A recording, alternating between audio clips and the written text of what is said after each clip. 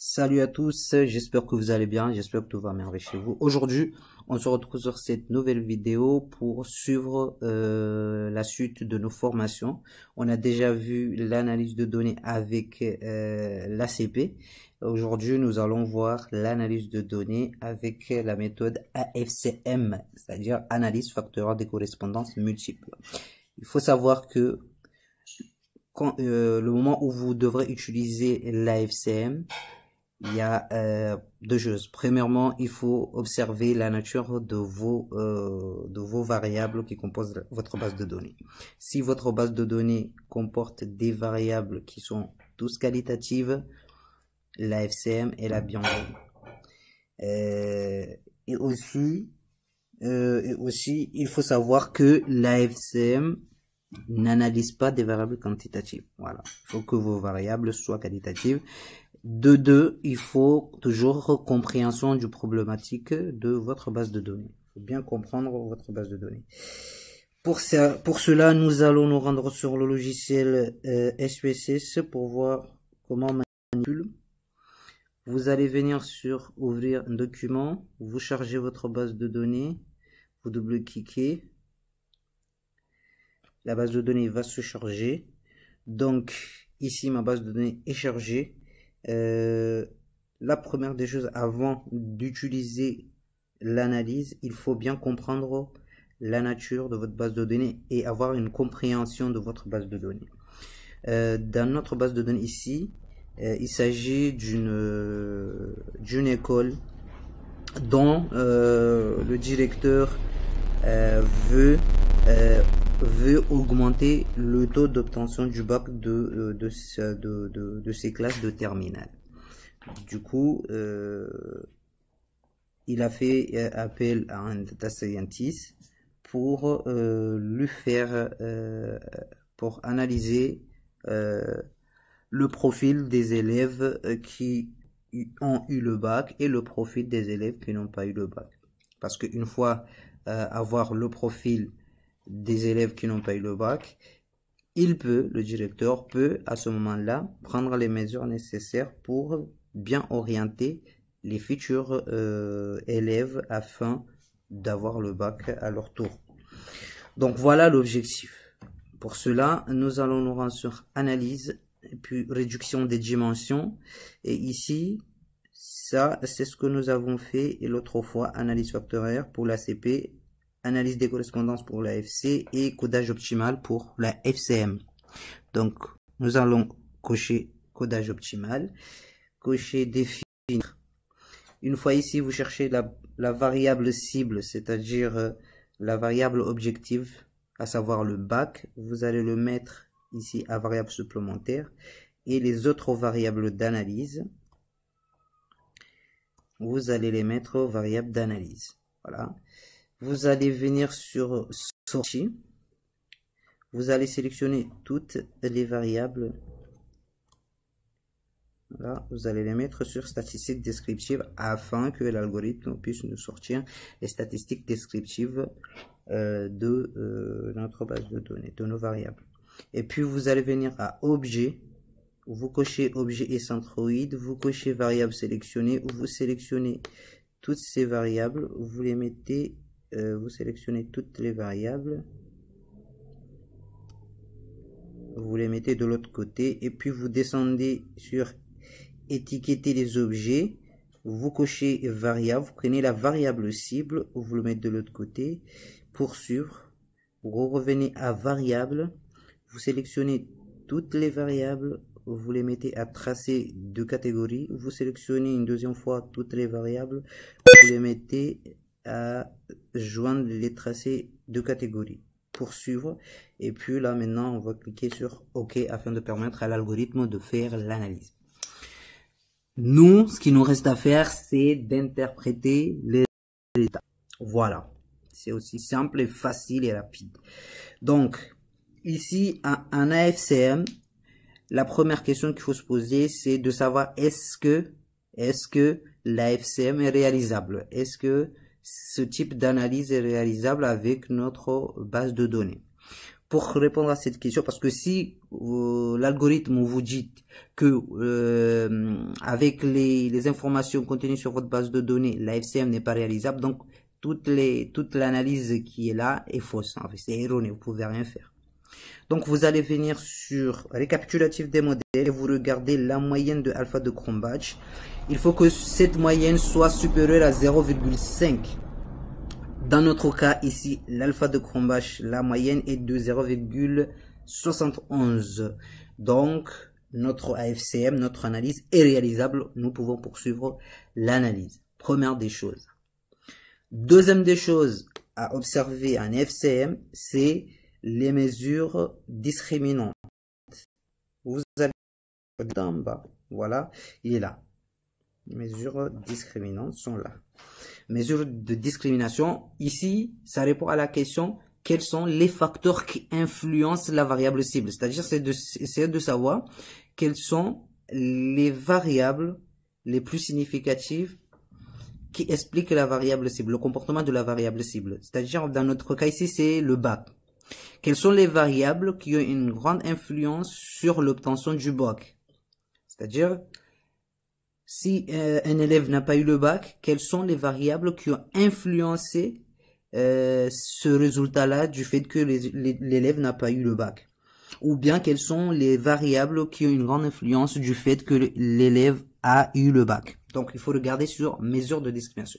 Et exactement par rapport à notre problématique, c'est là que le directeur a besoin de savoir pour lui permettre de prendre les décisions cohérentes afin d'augmenter son taux d'obtention du bac. Voilà. Donc, qu'est-ce qu'on remarque? Qu'est-ce qu'il faut regarder? Il faut regarder les variables les plus éloignées. Voilà. Du coup, là, on remarque qu'on a la variable la plus éloignée, c'est le revenu, suivi de capacité à suivre, suivi aussi de égalité, suivi aussi de compétence, suivi ici de service compétent. Il y a de l'autre côté le sexe. Après, les autres variables sont en bas. Ils sont pas trop significatifs. Mais les plus significatifs, il y a le sexe, il y a l'égalité à suivre, la capacité à suivre et le revenu, les compétences et le service compétent. Voilà. Donc, pour que l'étudiant ait le bac, il faut bien observer ces variables discriminantes. Voilà, deuxième chose. Il faut retenir ces variables. Maintenant, la troisième des choses, c'est la fin. Vous allez vous rediriger en haut sur la tracé genre des catégories. Ici, c'est là où vous allez prendre votre décision et donner au directeur les résultats de votre analyse afin de lui éclaircir la situation. Donc, d'un autre côté ici, vous allez double-cliquer déjà ici pour bien rendre visuel le tableau. Donc, vous allez venir ici pour mettre cliquez encore, fermer. Là, maintenant, vous voyez que on a les repères. Donc, l'axe 1 est bien placé. Par contre, l'axe 2 n'est pas bien placé. On doit le diriger vers 0. Donc, vous cliquez une fois sur l'axe. Voilà. Et vous ramenez vers 0. Voilà. Et puis, on va colorier les variables discriminantes avec la variable cible, bien sûr. Vous allez venir sur bac, vous double-cliquez et vous allez colorier cette variable afin de bien avoir une visuelle sur cette variable. On va mettre en noir, appliquer, c'est bon. Ok, on a vu en bas qu'il y a parmi les variables les plus pertinentes, il y a le sexe. Vous allez double-cliquer aussi. On va les mettre en rouge pour bien observer. Voilà. Ok. Il y a aussi la variable compétence, capacité à suivre. Voilà.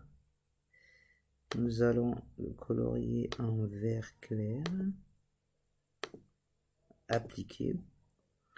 C'est bon. Il y a aussi la variable compétence. Nous allons le colorier, je sais pas moi, en jaune. Après voilà, vous pouvez mettre les couleurs que vous voulez. L'essentiel c'est d'avoir une très bonne vision pour interpréter les résultats. On avait quoi encore? Égalité des chances. Égalité des chances, c'est bon. Appliquer. Vous pouvez descendre ici si vous oubliez et regardez. Égalité, on a compétence, on a aussi service compétent. Service compétent, il est là, voilà. On va bloquer celui-là. Appliquer, c'est bon.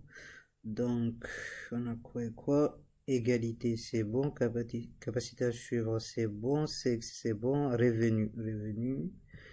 Voilà. Revenu. Appliquer. Compétence, c'est bon. Je crois que c'est bon. Service compétent, voilà. Voilà.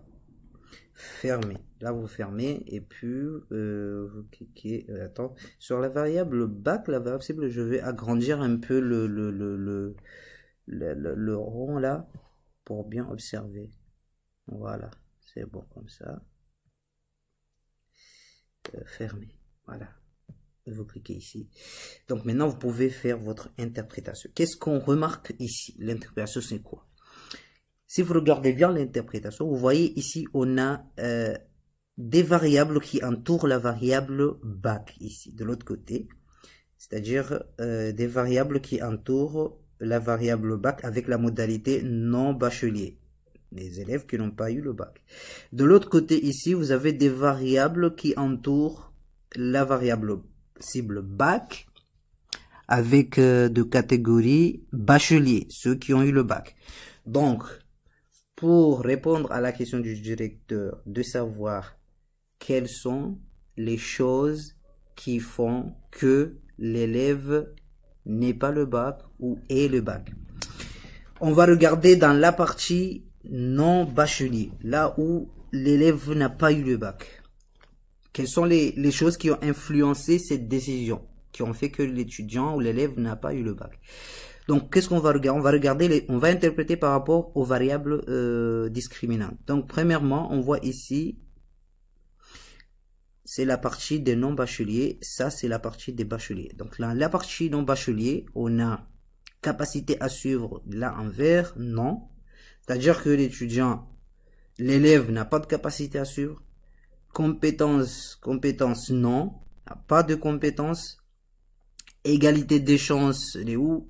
Égalité des chances en orange. Après, il est là. Non, aussi. C'est-à-dire l'étudiant ou l'élève ne prône pas l'égalité homme-femme. Voilà. Il n'aime pas, en fait, il n'est pas pour l'égalité homme-femme. Il y a aussi le revenu de ses parents. Le revenu de ses parents, il est où? Moyen. On a ici revenu des parents moyen et faible. Vous voyez, il y a moyen et faible. C'est-à-dire, ses parents ont un revenu moyen ou un faible revenu. Du coup, ça a beaucoup influencé le fait que l'étudiant n'ait pas de bac.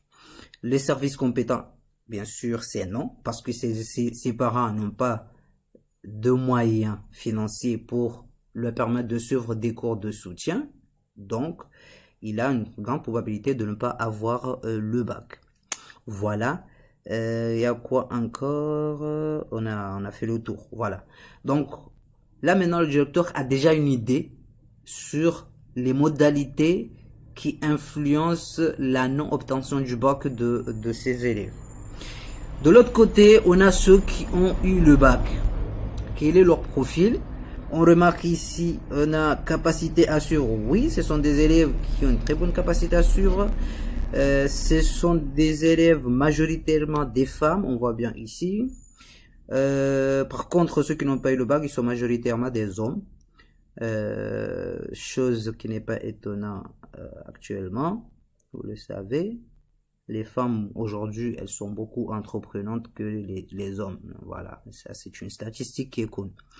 Il y a le revenu, on voit bien ici que le revenu est satisfaisant. C'est-à-dire ce sont des élèves dont leurs parents ont un bon revenu, un revenu satisfaisant qui leur permet de faire des suivis sur leurs enfants.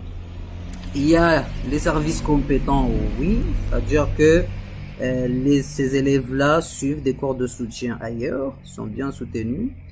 On voit ici aussi encadrement, oui, ils sont bien encadrés et orientés. On voit aussi la capacitation, ils ont une très bonne capacitation, le sexe des femmes. Donc on voit bien, maintenant on a déjà répondu à la problématique qui a fait que nous analysons cette base de données. Du coup, il suffit de prendre ce graphique et l'exposer au directeur, lui expliquant quelles sont les raisons qui font que ces élèves n'ont pas le bac et quelles sont les raisons qui expliquent l'obtention de ces élèves au bac. Du coup, à partir de là, le directeur va se fier à ces deux profils pour prendre des bonnes décisions et prendre des décisions pour augmenter son taux d'obtention. Peut-être, par exemple, il va se dire que bon, l'année prochaine, pour augmenter le taux d'obtention du bac, les étudiants en terminale, je vais augmenter, je vais mettre en place des cours de soutien, parce que les cours de soutien, ils ont une grande influence sur le fait, l'encadrement a une grande influence sur le fait d'avoir le bac ou pas. Ou bien il va dire oui, je vais changer les profs, parce que c'est à cause il y a cette variable compétence. Est-ce que les cours sont bien dispensés par les enseignants ou pas? Il faut le voir aussi dans ce cadre-là. Du coup, voilà, ça donne une idée au directeur de l'établissement de prendre une très bonne décision par rapport aux futurs bacheliers, afin de leur donner une chance très élevée d'avoir le bac. Voilà en gros l'analyse factorielle des correspondances multiples. J'espère que vous avez très bien compris. Donc si vous avez des questions, n'hésitez pas à poser. Sinon, si vous voulez la base de données, vous me faites signe, vous m'envoyez un mail. Du coup, je vais vous envoyer la base de données afin de vous familiariser. Nous allons nous retrouver dans une prochaine vidéo pour parler un peu, pour faire aussi de la FCM, mais avec une autre base de données pour vous permettre de voir que c'est toujours la même procédure. Si vous êtes amené à effectuer une FCM par rapport à une base de données, il faut regarder la nature de votre base de données.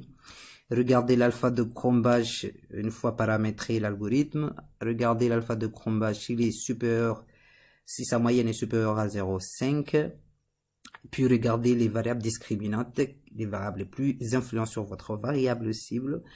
Bien comprendre votre base de données, la problématique. Et puis voilà, vous interprétez les résultats. Nous allons faire un AFCM pour voir ensemble comment notre exemple pour que vous puissiez bien assimiler l'information.